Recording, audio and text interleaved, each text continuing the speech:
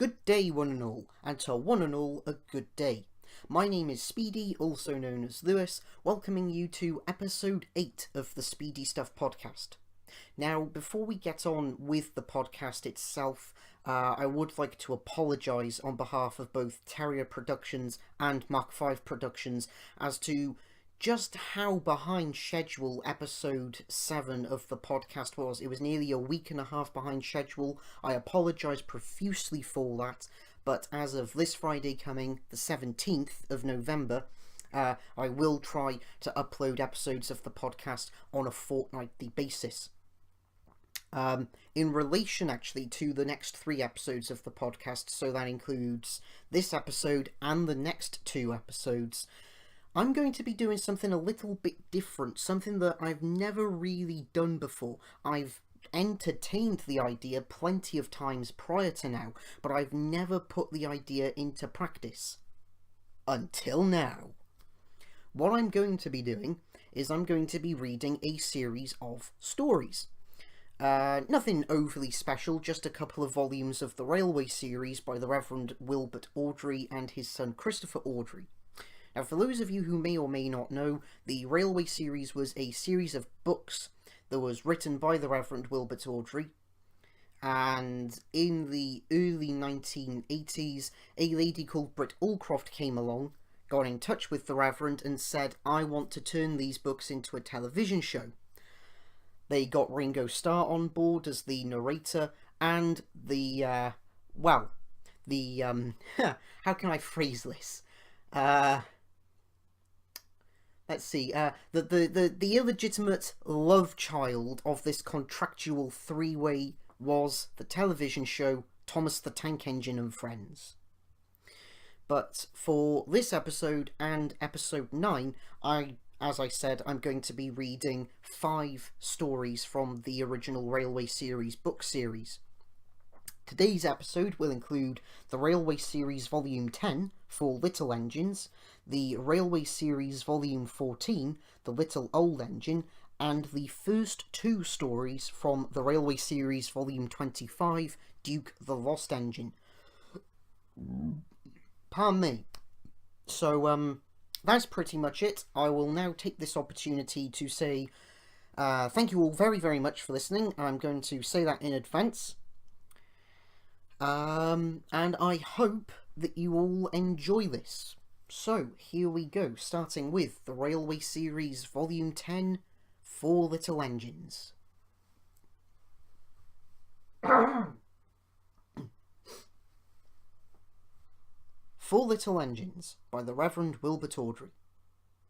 The Reverend Wilbert Awdry introduces 4 new engines.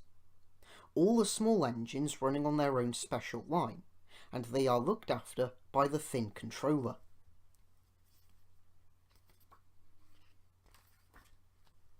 Forward.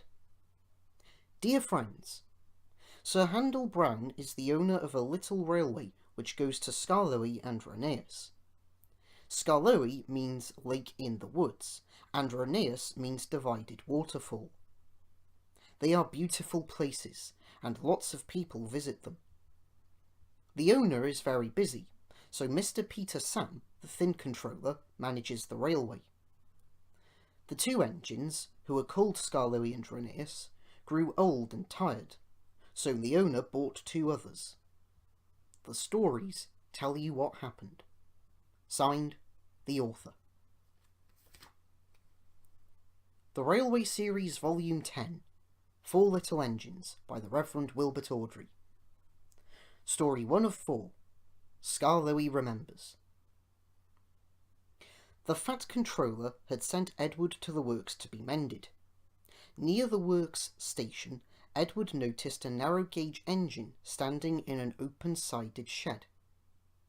That's Skarloey, he thought. What's he doing there? He remembered Skarloey and his brother Rheneas, because in the old days he had often brought passengers who wanted to travel up to the lake in their little train. As the men at the works couldn't mend him at once, Edward asked them to put him on a siding close to Skarloey.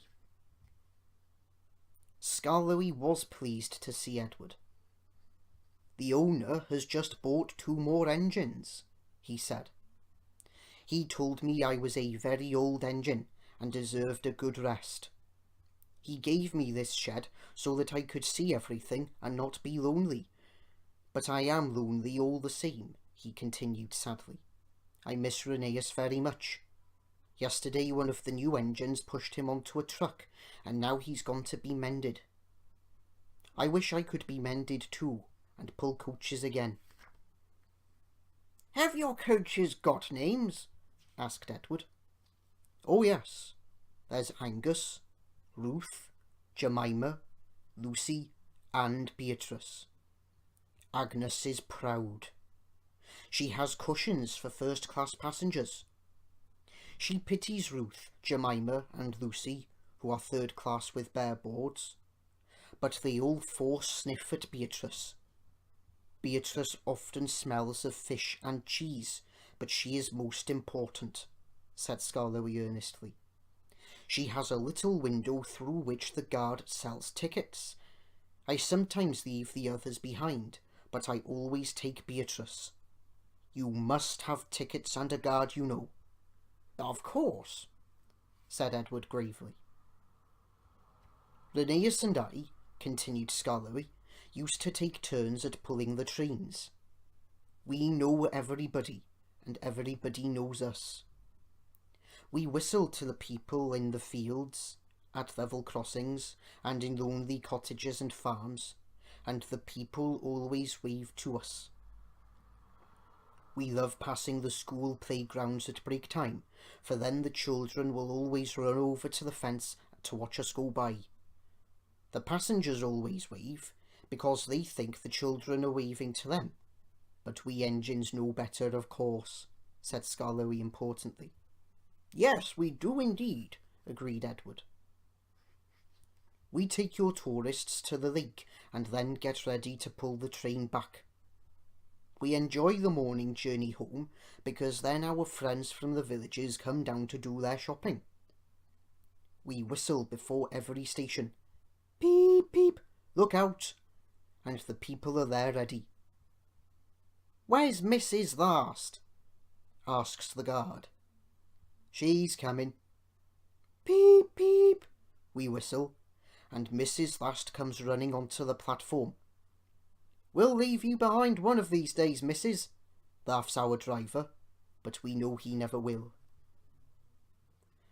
We stop elsewhere too, at farm crossings and stiles, where paths lead to lonely houses. Rheneas and I know all the places very well indeed, and our driver used to say we would stop even if he didn't put on the brakes. Sometimes, on market day, Ruth, Jemima and Lucy were so full of passengers that the guard would allow third-class passengers to travel in Agnes. She didn't like that at all, and would grumble. First-class coach, third-class people. That made me cross. Shut up, I said, or I'll bump you.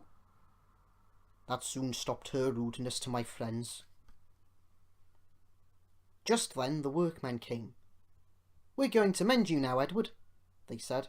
Come along. Goodbye, Skarloey.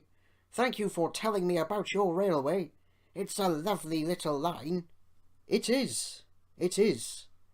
Thank you for talking to me, Edward. You've cheered me up. Goodbye. Skarloey watched Edward being taken back to the works. Then, shutting his eyes, he dozed in the warm afternoon sun. He smiled as he dozed, for he was dreaming, as old engines will, of happy days in the past. The Railway Series Volume 10, 4 Little Engines, by the Reverend Wilbert Awdry. Story 2 of 4, Sir Handel. The new engines looked very smart. One was called Sir Handel, and the other Peter Sam. What a small shed, grumbled Sir Handel. This won't do at all. I think it's nice, said Peter Sam. Ha, grunted Sir Handel. What's that rubbish? Shh, said Peter Sam. That's Skarloey, the famous old engine. I'm sorry, Scarlowy, he whispered. Sir Handel's upset now, but he's quite nice, really. Scarlowy felt sorry for Peter Sam. Now, Sir Handel, said the fireman next morning, we'll get you ready. I'm tired, he yawned. Let Peter Sam go, he'd love it. No, said the fireman. Owner's orders, you're first. Oh well, said Sir Handel sulkily. I suppose if I must. When his driver arrived, Sir Handel puffed away to fetch the coaches. Whatever next? He snorted. Those aren't coaches, they're cattle trucks. Oh! Screamed Agnes, Ruth, Lucy, Jemima, and Beatrice. What a horrid engine! It's just not what I'm used to, clanked Sir Handel rebelliously, making for the station. He rolled to the platform just as Gordon arrived. Hello, he said. Who are you? I'm Gordon. Who are you? I'm Sir Handel. Yes, I've heard of you. You're an express engine, I believe. So am I, but I'm used to bogie coaches, not these cattle trucks. Do you have bogie coaches? Oh, yes, I see you do. We must have a chat sometime. Sorry I can't stop. Must keep to time, you know. And he puffed off, leaving Gordon at a loss for words. Come along, he puffed. Cattle trucks! Cattle trucks! Grumbled the coaches. We'll pay him out! We'll pay him out! Presently they stopped at a station. The line curved here and began to climb. It wasn't very steep, but the day was misty and the rails were slippery. Hold back, whispered Angus to Ruth. Hold back, whispered Ruth to Jemima. Hold back, whispered Jemima to Lucy. Hold back, whispered Lucy to Beatrice, and they giggled as Sir Handel started and their couplings tightened. Come on, he puffed as his wheels slipped on the greasy rails. Come on! His wheels were spinning, but the coaches pulled him back, and the train stopped on the hill beyond the station. I can't do it, he grumbled. I'm used to sensible bogie coaches, not these bumpy cattle trucks. The guard came up. I think the coaches are up to something, he told the driver. So they decided to bring the train down again to a level piece of line to give Sir Handel a good start. The guard helped the fireman put sand on the rails, and Sir Handel made a tremendous effort. The coaches tried hard to drag him back, but he puffed and pulled so hard that they were soon over the top and away on their journey. The thin controller was severe with Sir Handel that night. "You are a troublesome engine," he said.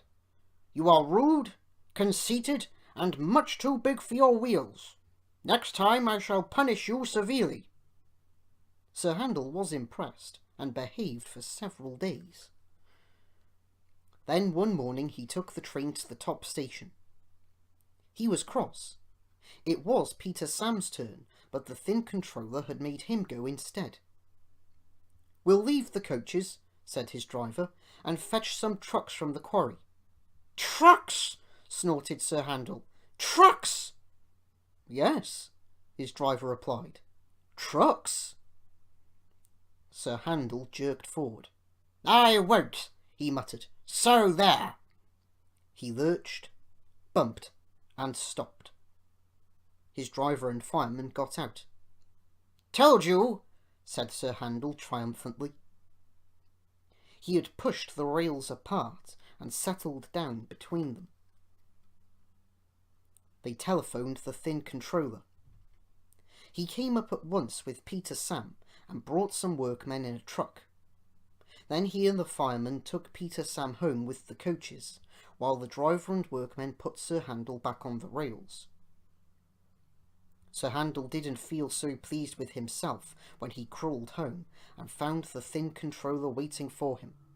"You are a very naughty engine," he said sternly. You'll stay in the shed till I can trust you to behave." The Railway Series Volume 10, Four Little Engines, by the Reverend Wilbert Awdry. Story 3 of 4, Peter Sam and the Refreshment Lady. As Sir Handel was shut up, Peter Sam had to run the line. He was excited, and the fireman found it hard to get him ready. "Sober up, can't you?" he growled. "Anybody would think," said Sir Handel rudely, "that he wanted to work." "All respectable engines do," said Skarloey firmly. "I wish I could myself. Keep calm, Peter Sam. Don't get excited, and you'll do very well." Peter Sam was in such a state that he couldn't listen. When his driver came, Peter Sam ran along to fetch the coaches. "Beep, beep, beep, beep. Come along, girls," he whistled, and although he was excited, he remembered to be careful. "That's the way, my dears, gently does it." "What did he say?" asked Jemima, who was deaf. "He said, 'Come along, girls,' and he called us his dears," simpered the other coaches. "Really, one does not know what to think. Such a handsome young engine, too. So nice and well-mannered." And they tittered happily together as they followed Peter Sam. Peter Sam fussed into the station to find Henry already there. "This won't do, youngster," he said. "I can't be kept waiting. If you're late tonight, I'll go off and leave your coaches behind." "Puh!" said Peter Sam, but secretly he was a little worried. But he couldn't feel worried for long. "What fun it all is," he thought as he ran round his train. He let off steam happily while he waited for the guard to blow his whistle and wave his green flag. Peter Sam puffed happily away, singing a little song. "I'm Peter Sam, I'm running this line. I'm Peter Sam, I'm running this line." The people waved as he passed the farms and cottages, and he gave a loud whistle at the school. The children all came to see him puffing pie. Agnes, Ruth, Jemima, Lucy, and Beatrice enjoyed themselves too. "He's cocky, truck, truck, but he's nice, truck, truck. He's cocky, truck, truck, but he's nice, truck, truck," they sang as they trundled along. They were growing very fond of Peter Sam. Every afternoon they had to wait an hour at the lake. The driver, fireman, and the guard usually bought something from the refreshment lady and went and sat in Beatrice. The refreshment lady always came home on this train. Time passed slowly for Peter Sam today. At last his driver and fireman came. "Peep, peep! Hurry up, please!" he whistled to the passengers, and they came strolling back to the station. Peter Sam was sizzling with impatience. "How awful," he thought, "if we miss Henry's train." The last passengers arrived. The guard was ready with his green flag and whistle. The refreshment lady walked across the platform. Then it happened. The guard says that Peter Sam was too impatient. Peter Sam says he was sure he heard a whistle. Anyway, he started. Come quickly, he puffed. "Stop, stop, stop!" wailed the coaches. "You've left her behind! You've left her behind!" The guard whistled and waved his red flag. The driver, looking back, saw the refreshment lady shouting and running after the train. "Bother!" groaned Peter Sam as he stopped. "We'll miss Henry now." The refreshment lady climbed into Beatrice, and they started again. We are sure to be late. We are sure to be late, panted Peter Sam frantically. His driver had to keep checking him. Steady, old boy, steady. Beep, beep. Peter Sam whistled at the stations. Hurry, please hurry. And they reached the big station just as Henry steamed in. Hurrah! Said Peter Sam. We've caught him after all. And he let off steam with relief. Whoosh! Not bad, youngster, said Henry loftily. The refreshment lady shook her fist at Peter Sam. What do you mean by leaving me behind? She demanded. I'm sorry, refreshment lady, but I was worried about our passengers. And he told her what Henry had said. The refreshment lady laughed. You silly engine, she said.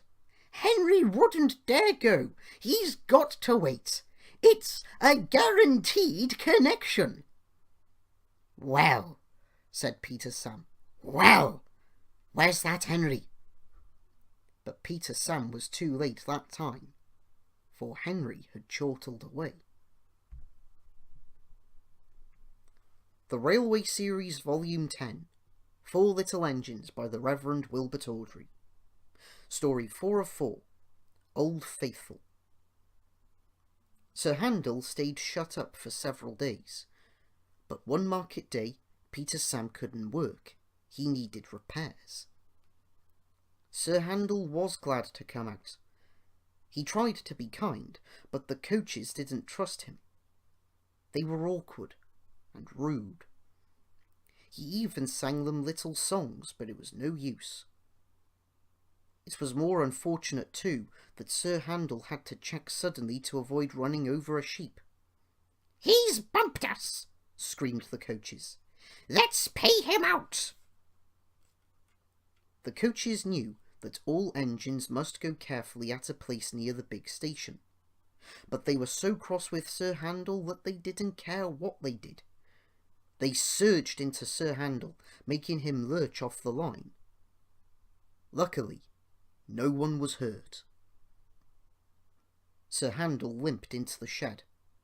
The thin controller inspected the damage. No more work for you today, he said. Bother those coaches. We must take the village people home and fetch the tourists, all without an engine. What about me, sir? Said a voice. Scarloey, he exclaimed. Can you do it? I'll try, answered the old engine. The coaches stood at the platform. Scarloey advanced on them, hissing crossly. I'm ashamed of you, he scolded. Such behaviour, you might have hurt our passengers. On market day too. We're sorry, Scarloey. We didn't think. It's that Sir Handel. He's... No tales, said Scarloey firmly. I won't have it, and don't you dare try tricks on me. Oh, no, Scarloey. Of course not, Scarloey, quavered the coaches meekly. Scarloey might be old and have dirty paint, but he was certainly an engine who would stand no nonsense. His friends crowded round, and the guard had to shoo them away before they could start. Scarloey felt happy. He remembered all the gates and stiles where he had to stop, and whistled to his friends. The sun shone, and the rails were dry. This is lovely, he thought. But presently they began to climb, and he felt short of steam.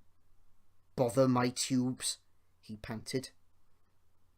Take your time, old boy, soothed his driver. I'll manage, he wheezed, and, pausing for breath at the stations, he gallantly struggled along. After a rest at the top station, Scarloey was ready to start.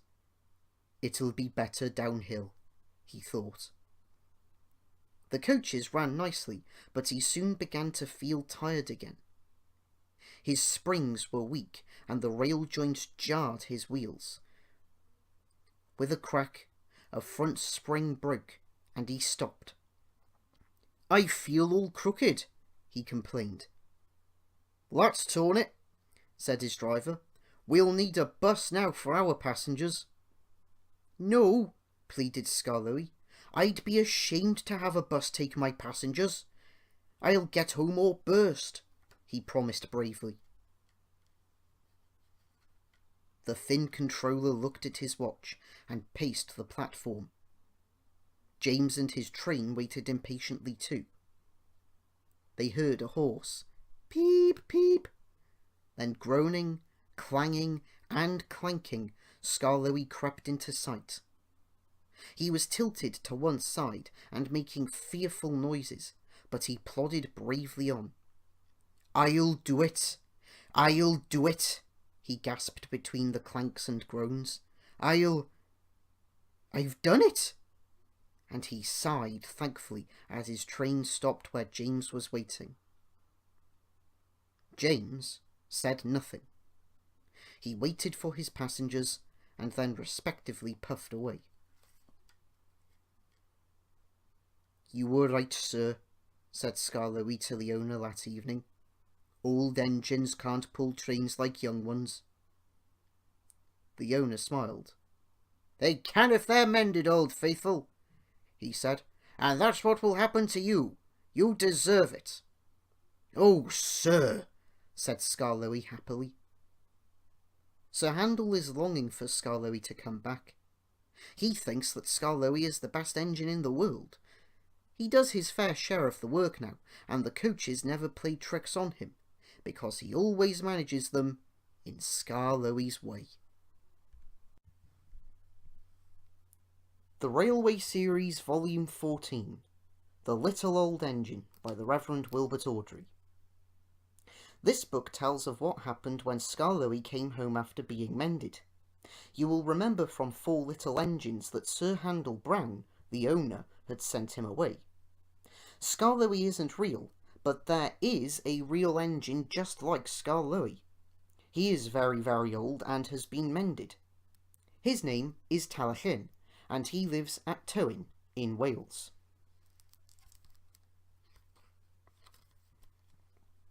Forward. Dear friends, you remember in Four Little Engines that Sir Handel Brown, the owner, sent Skarloey away to be mended.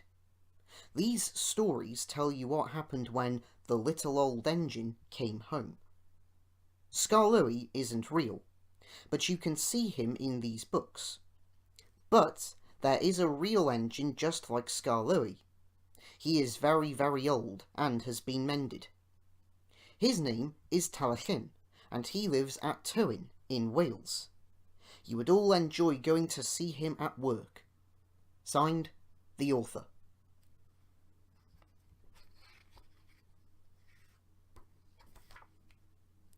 The Railway Series Volume 14, The Little Old Engine, by the Reverend Wilbert Awdry. Story 1 of 4, Trucks. Sir Handel and Peter Sam had hard work while Skarloey was away. The owner gave them buffers and even bought a diesel named Rusty, but Sir Handel grumbled continually. One day Gordon saw him shunting and laughed. "My controller makes me shunt," Sir Handel said sheepishly, "and take trucks to quarries too. I'm highly sprung and I suffer dreadfully." "Our controllers don't understand our feelings," sympathised Gordon. "Now, if you were ill," he winked, "you couldn't go, could you?" "Good idea," said Sir Handel. "I'll try that." "I don't feel well," he groaned the next morning. There wasn't time to examine him then, so some of the trucks were coupled behind Peter Sam's coaches, and Rusty promised to follow with the rest. "Heh heh heh," sniggered Sir Handel, but no one noticed. They were all too busy. Peter Sam didn't mind the extra work. He left his coaches at the top station and trundled cheerfully through the woods. The trucks clattered behind him in an agitated way, but he paid no attention. It might have been better if he had. Slate comes from quarries high up in the hills. That travels down in trucks on a steep railway called an incline. Empty trucks at the bottom are hitched to a rope. Loaded ones at the top are hitched to another one. By their weight, loaded trucks run down the incline, pulling up the empties. There are strong brakes in the winding house at the top to prevent loaded trucks from running down too fast. The ropes are very strong too, but in spite of this, trucks sometimes play dangerous tricks. Peter Sam never bumped trucks unless they misbehaved. Sir Handel bumped them even if they were good, so they didn't like him and played tricks whenever they could. Peter Sam pushed the empty trucks to a siding where his fireman hitched them to the rope. Then, on another siding, he pulled back some loaded trucks. With these in front of him, he stood waiting. More loaded trucks stood at the top of the incline, ready to come down.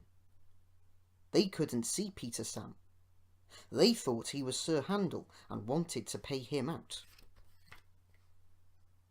They began to move. "Faster! Faster!" they grumbled. They reached halfway, gathering speed. "Scrag him! Scrag him!" they yelled. "No, no!" wailed the empty trucks. "It's Peter Sam! It's Peter Sam!" But it was no use. The loaded trucks were straining at the rope. They broke it with a crack. "Hurrah! Hurrah!" they roared, hurtling down the hill. Peter Sam heard them. He shut his eyes. His driver and fireman crouched in his cab. The crash jerked him violently backwards. "Ouch!" he shivered. "I didn't expect a cold bath." The water poured from a channel smashed by flying slates. He was soaked from funnel to cab. "Peep, peep," he spluttered, and was glad when he heard Rusty's answering "Toot." "Well, bust my buffers," exclaimed Rusty. "What a mess! Never mind, Peter Sam, we'll get you out." He soon pulled him away from the water and the trucks. Peter Sam felt battered. His funnel was cracked and his boiler dented, but he was glad his driver and fireman were unhurt. He thanked Rusty and limped slowly home. Rusty stayed to help clear the wreckage. "I'm sorry about your accident, Peter Sam," said Sir Handel. "I always stand well back. Trucks don't like me, you see." "Why didn't you warn me?" "I didn't think." "You never do," said a stern voice. "You could start now while you're doing Peter Sam's work as well as your own. That'll teach you to pretend you're ill." Sir Handel did start thinking. He thought about thin controllers, and he thought about Gordon. He wanted to give Gordon a piece of his mind.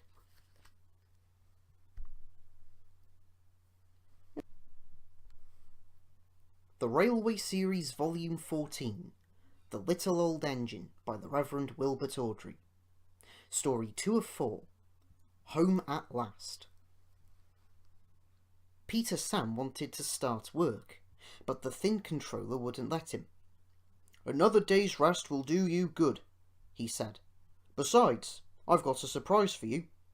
"For me, sir? How nice, sir! What is it, sir?" "Wait and see," smiled the thin controller. The surprise was Skarloey. "Oh," said Peter Sam, "I'm glad you've come home." They lit Skarloey's fire and he sizzled happily. "I feel all excited," he said, "just like a young engine. I'm longing to pull my dear old coaches again. Are they running nicely?" "Yes, they're running well," Peter Sam answered, "but we have 5 other coaches now." Skarloey was interested. "Oh," he said, "tell me about them." "Cora is a Guards fan. She isn't as big as Beatrice, and she hasn't a ticket window, but I like her best. She was my Guards fan in the old days. Ada, Jane, and Mabel are plain. They have no roofs. Sir Handel says they are trucks. But they have seats, said Peter Sam. So I say they're coaches. What do you think, Scarlowy? The old engine smiled. If they have seats, they're coaches, he said firmly. Sir Handel likes Gertrude and Millicent best, Peter Sam went on. He always tries to take them alone. They have bogies, and he says they're the only real coaches we have. They remind him of when he used to pull our express. Both have seats for passengers, but Millicent has a guard as well. He sells tickets and travels in a tiny cupboard place. I don't like that, he remarked earnestly. Guards are very important. They need fans. They shouldn't be put into cupboards. Scarlowy said nothing, so Peter Sam continued. Did Rusty help you off your truck? Yes, he says he's come to mend the line and do odd jobs. I like him, smiled Scarlowy. So do I. Peter Sam explained how kind Rusty was when he had his accident. It's a pity Duncan doesn't like him. Who is Duncan? He came as a spare engine after my accident. Is he useful? He'll pull anything, and I'm sure he means well, but he's bouncy and rude. He used to work in a factory, and his language is often strong. I understand, said Scarlowy bravely. Just then the telephone rang, and Scarlowy's driver and fireman climbed into his cab. Come on, old boy, they said. Duncan is stuck in the tunnel, and we'll have to get him out. Scarlowy was pleased. He wanted a run and looked forward to meeting Duncan. They found Cora and some workmen and hurried up the line. How nice and smooth the rails are, thought Scarlowy. They've mended all the old bumps. Rusty has helped to do that. I must tell him how nice it is. Duncan had stuck at the far end of the tunnel. His coaches were outside, and the passengers were helping the driver and fireman to dislodge some rocks wedged between the top of his cab and the tunnel roof. Duncan was cross. I'm a plain, blunt engine, he kept saying. I speak as I find. Tunnels that should be tunnels are not rabbit holes. This railway is no good at all. Don't be silly, snapped his driver. This tunnel is quite big enough for engines who don't want to rock and roll. They cleared away the rocks, and Scarlowy pulled Duncan and his coaches safely through. Cora was left on a siding, and the workmen stayed to make sure all was safe. Duncan grumbled all the way home, but Scarlowy paid no attention. The thin controller was waiting for them. You listen to me, Duncan, he said. There is nothing wrong with that tunnel. You stuck because you tried to do rock and roll. If it happens again, I'll cut down your cab and your funnel too. Duncan, ashamed, was neither plain nor blunt for a whole evening. The Railway Series Volume 14, The Little Old Engine, by the Reverend Wilbert Awdry. Story 3 of 4, Rock and Roll. When Scarlowy's turn came, he was glad to take out the coaches and meet old friends. He met Rusty up the line. You know, he said, if I couldn't see the old places, I'd think I was on a different railway. Rusty laughed. We hoped you would. Mr. Hugh, our foreman, said, Rusty, Scarlowy's coming home. Let's mend the track so well that he won't know where he is. And we did. And you didn't, if you take my meaning. Scarlowy chuckled away. He liked this hard-working, friendly little engine. There's still one bad bit, said Rusty anxiously that evening. It's just before the first station. We hadn't time.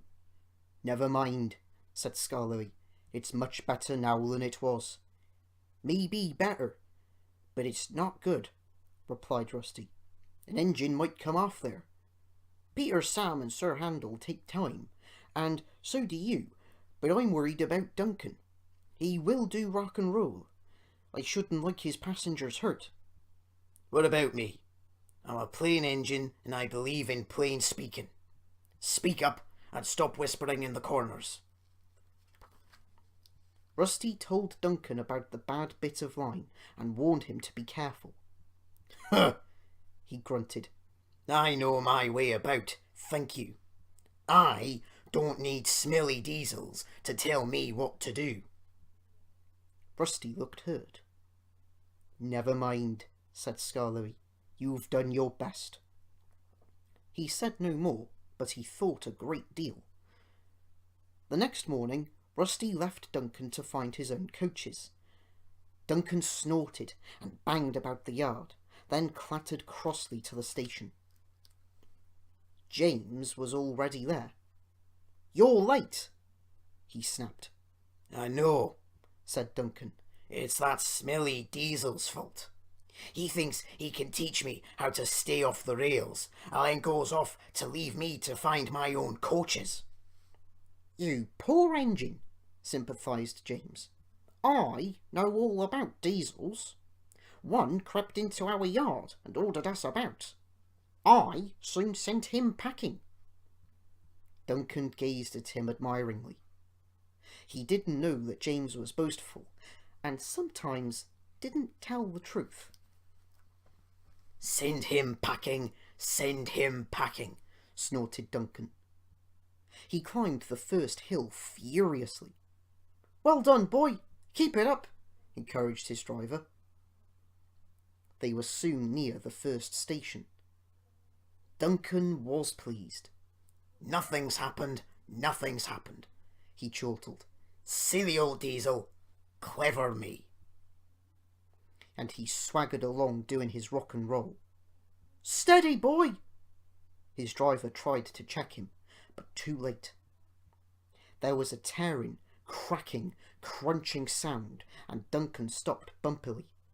"Sleepers and ballast!" he exclaimed. "I'm off!" And he was. "I warned him," said Rusty crossly. "Duncan, I said, you be careful on that bit of line, but all he did was call me names." Mr. Hugh kept turning Rusty's handle. "Well, come on," he urged. "Start up." "No, Mr. Hugh, sir. I'm sorry to disoblige, but I won't help that Duncan."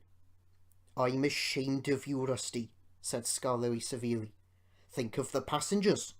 What are they going to do?" "Oh," said Rusty. "I'd forgotten them. I'm sorry, Mr. Hugh, sir. We must help the passengers." And his engine roared into life.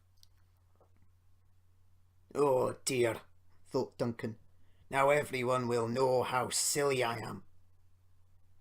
Presently, Mr. Hugh and Rusty brought sleepers and old rails. Mr. Hugh showed the passengers how to use them, and they soon levered Duncan back to the line.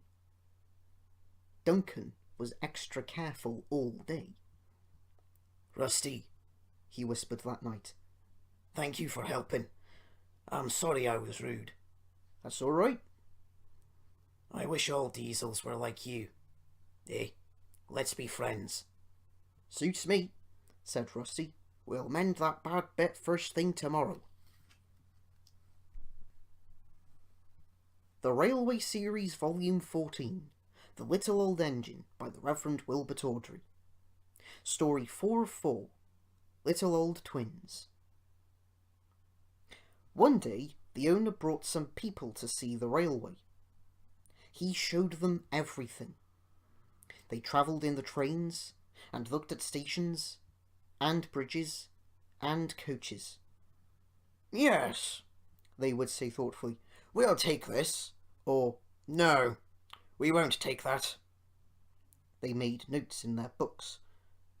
Peter Sam whispered to Sir Handel. "Men came and did that on our old line." "And then," said Sir Handel, "soon afterwards it was sold," finished Peter Sam mournfully. Peter Sam didn't sing any more. He wanted to cry. The other engines were sad too. "What's the matter with you all?" his driver asked him one day. "You all look like dying ducks." "We don't want to be sold," said Peter Sam miserably. "Sold?" The driver was surprised. "Who to?" "To those people who came and talked about taking things." "You silly little engine," laughed his driver. "They're not going to buy us. They're going to take our pictures on television." And he tried to explain what that meant. "Not going to be sold, not going to be sold," sang Peter Sam. He could hardly wait to tell the others. He told them about the television as well, and they were pleased and excited too. All except Sir Handel. "I don't hold with it," he grumbled. "Vulgar, I call it. Fancy traipsing about making an exhibition of yourselves. I won't do it, I tell you. Telly something indeed. Just let the thin controller come here. I'll tell him something." Skarloey said nothing. He just winked at Peter Sam. But the next day, when the thin controller did explain about the television, Sir Handel kept strangely quiet. "Now," said the thin controller at last, "I want every engine to take part." "I don't feel well," quavered Sir Handel. "You poor engine," said the thin controller gravely. "You can stay in the shed." Sir Handel beamed broadly. "And your driver and fireman shall take you to pieces. That will make a very interesting picture. Just what we need." Sir Handel's feelings were beyond words. "That's that," said the thin controller. "Now, Skarloey, will you be taking Agnes, Ruth, Lucy, Jemima and Beatrice?" "Yes, please, sir.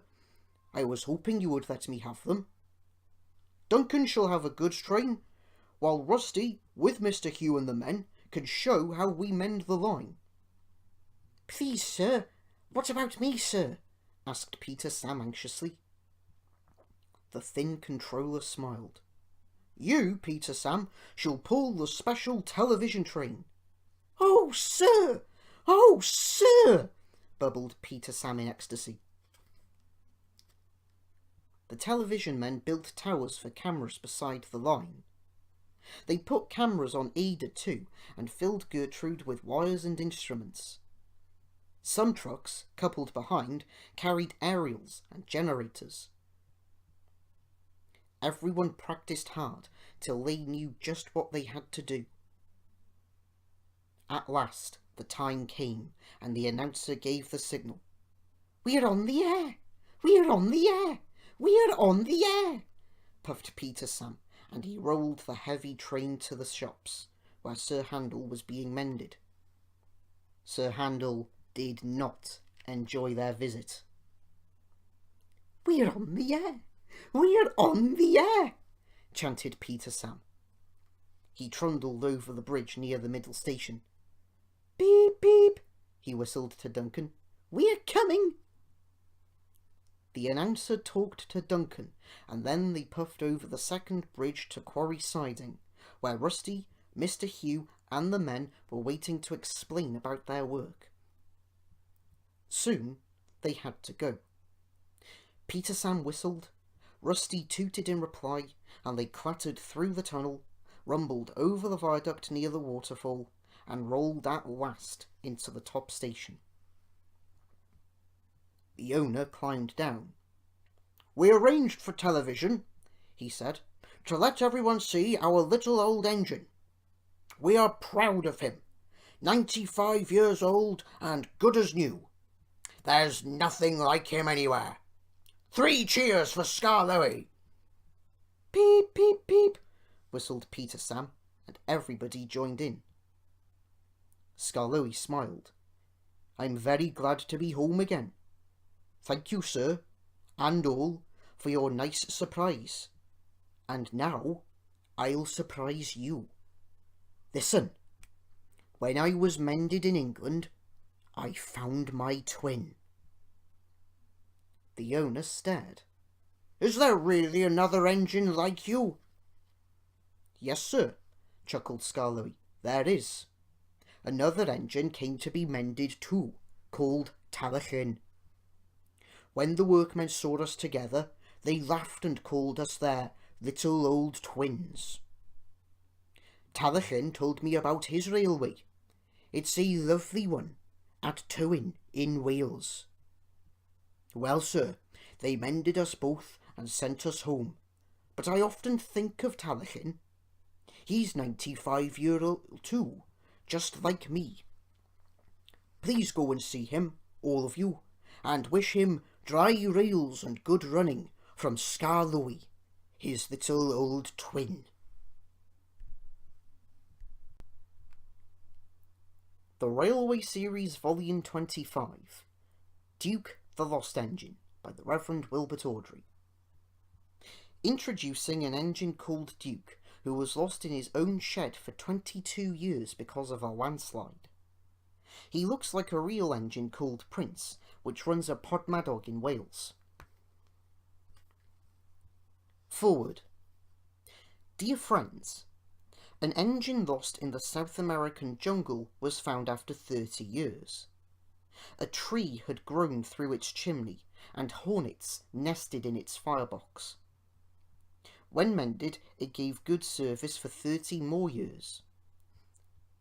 The Duke was lost too, not in the jungle, but in his own shed, which a landslide had buried. Not long ago, he was dug out and mended. His own railway had been pulled up, so he is now at the Thin Controllers. Signed, the author. The Railway Series Volume 25, Duke the Lost Engine, by the Reverend Wilbert Awdry. Story 1 of 4, Grandpuff. Once upon a time, 3 little engines lived in their own little shed on their own little railway. Duke was brown, Falcon blue, and Stuart green. Duke was the oldest. He had been the first engine on the line and named after the Duke of Sodor. He was proud of this and wanted everything just so. Whenever the others did anything they shouldn't, he would say, "That would never suit his grace." Other engines came and went, but Duke outlasted them all. Stuart and Falcon used to call him Grandpuff. Duke was fond of them and tried to keep them in order. They were fond of him too, as he was so wise and kind, but they did get tired of hearing about his grace. Sometimes they would wink at each other and chant solemnly, "Engines come and engines go, Grandpuff goes on forever." "You impudent scallywags," Duke would say indignantly. "Whatever are young engines coming to nowadays?" "Never mind, Grandpuff, we are only young once." "Well, you'd better mind, unless you want to end up like number 2. "Oh, Grandpuff, whatever happened?" "Number 2, said Duke, "was American and very cocky. He rode roughly and often came off the rails. I warned him to be careful. "Listen, bud," he drawled. "in the States we don't care a dime for a few spills." "We do here," I said, but he just laughed. But he didn't laugh when the manager took away his wheels and said he was going to make him useful at last. "Why? What did he do?" He turned him into a pumping engine. That's what. He's still there, behind our shed." Stuart and Falcon were unusually good for several days. Stuart and Falcon became useful engines, and all 3 were happy together for many years. But hard times came. The mines closed one by one, and the engines had little to do. At last their line was closed, and people came to buy the engines. "We'll take Stuart and Falcon," they said, but no one wanted Duke. They thought him too old. "Cheer up, Grandpuff," called Stuart as they went away. "We'll find a nice railway, and then you can come and keep us in order." They all laughed bravely, but not one of them thought it would ever come true. Duke's driver and fireman oiled and greased him. They sheeted him snugly and said goodbye. They had to go away and find work. Duke was alone, locked up in his shed. "Where's his Grace?" he wondered. "It's not like him to forget me." But his Grace had been killed in the war, and the new Duke, a boy, hadn't heard of his little engine. "Oh well," said Duke to himself. "I'll go to sleep. It'll help pass the time." Years passed. Winter torrents washed soil from the hills over the shed.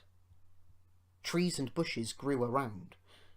You wouldn't have known there was a shed there, let alone a little engine asleep inside it. Have you guessed about Stuart and Falcon? Yes, you're quite right. They came to the Thin Controller's railway. He gave them new coats and new names. Stuart became Peter Sam, and Falcon Sir Handel. They prefer their new names. That was a long time ago, but they never forgot Grandpuff and often talked about him when alone. They were excited to hear that the Duke was coming to Skarloey and Rhaenyra's 100th birthday, but most disappointed with the Duke who actually came, for he was only a man. But we mustn't say no more, or we'll spoil the next story. The Railway Series Volume 25, Duke the Lost Engine, by the Reverend Wilbert Awdry. Story 2 of 4, Bulldog. Ever since Skarloey and Rhaenyra had their 100th birthday, Peter Sam had been worried. He kept on saying that the real Duke never came. "Rubbish," said Duncan. "Of course he was real." "All the same," Peter Sam persisted, "he wasn't our Duke." "Our Duke," said Sir Handel, "is an engine." "You're as bad as he is. All engine dukes were scrapped. Ask Duck." "Duck doesn't know everything," Skarloey put in quietly. "Tell us about him, you two." Here is one of the stories that Peter Sam and Sir Handel told about Grandpuff. It happened when Sir Handel was new to the line. Now, have you remembered that in those days he was called Falcon and painted blue? You have? Now we can begin. The manager came to see him one day and said he was pleased with his work so far. "Now, Falcon," he went on, "you must learn the mountain road." "Yes, please, sir," said Falcon, excited. "So tomorrow you shall go double-heading on it with Duke. He'll explain everything." Falcon didn't like this. He thought Duke was a fusspot and a regular old fuddy-duddy. Duke's train was one for holidaymakers. He called it the picnic. Falcon was ready when Duke arrived. Duke drew forwards beside him. "Listen," he said. "the mountain road is difficult. You take the train, and I'll couple in front." "No," said Falcon, "I'll lead. How can I learn the road with you lumbering ahead, blocking the view?" "Suit yourself," said Duke shortly, "but never mind the view. Attend to the track." "Look at the track," he puffed again, on starting. "Never mind the view." Fusspot, puffed Falcon, on starting. Fuddy-duddy, fuddy-duddy, fuddy-duddy. They rattled through the first tunnel, looped around, recrossed the river and entered the second, climbing all the time. Their speed grew slower and slower. "Don't dawdle, urged Falcon. No hurry, puffed Duke stoltily. The tunnel was curved and pitch dark. Falcon felt stifled. He wanted to get out. Presently, the light grew. 2 ribbons of track appeared ahead in the gloom. Watch the track, warned Duke. Fuss pot, scoffed Falcon. The tunnel mouth grew larger and larger, till at last they burst into the sunshine. The line swung sharply right here. It was laid on a ledge cut in the hillside. Below lay the valley up which they had just come. Track and buildings looked tiny, like toys. No one quite knows what happened next. Duke says there must have been something on the track, and Falcon hadn't kept a good lookout. Falcon said he was dazzled, so how could he keep a good lookout? Anyway, their coaches had barely cleared the tunnel when Falcon lurched. His front wheels, derailed, crunched over sleepers and ballast. He came to rest with one wheel uncomfortably near the edge. Duke had saved Falcon. Now he held on grimly with locked wheels and taut couplings. You idiot! He hissed. Stop it! I can't hold you if you shake. Falcon tried hard to stop shuddering. Quickly, Duke's driver and fireman chocked his wheels and strengthened the coupling between the 2 engines. Thank you, said Duke. Now I'll manage. With Duke secure, the 2 crews, helped by a plate layer, propped up Falcon's front end. They were looking forward to a rest when Duke began wheeshing in an alarming way. His fireman ran into his cab. "Water!" he cried. "We want water! Quickly!" The plate layer's cottage stood nearby. He explained to his wife, and the passengers borrowed jugs, buckets, kettles, saucepans, anything in fact which could hold water. They formed a chain from the well to the engine and passed them from hand to hand. The fireman, meanwhile, reduced his fire and anxiously watched the gauge. It was hot and tiring work, for Duke needed many gallons, but at last the fireman shouted cheerfully, "We're winning! Don't weaken!" And they all set to work again with a will. They cheered again when the breakdown gang arrived. They showed the other passengers how to help them leave a Falcon back onto the rails. The manager was at the top station. He said he was sorry about the accident and thanked the passengers for their help. "Oh, not at all," they said. "We admired the way you put things right, and enjoyed the adventure." They thanked Duke and his crew for preventing a nasty accident. "Your Duke," they said, "is a hero. He stood firm like a bulldog and just wouldn't let go." Falcon said, "Thank you, too. I don't know why you bothered after I'd been so rude." "Oh, well," replied Duke. "You'd just had a new coat of paint. It would have been a pity if you'd rolled down the mountain and spoilt it. That would never have suited his grace." I hope you have enjoyed this collection of stories, ladies and gentlemen.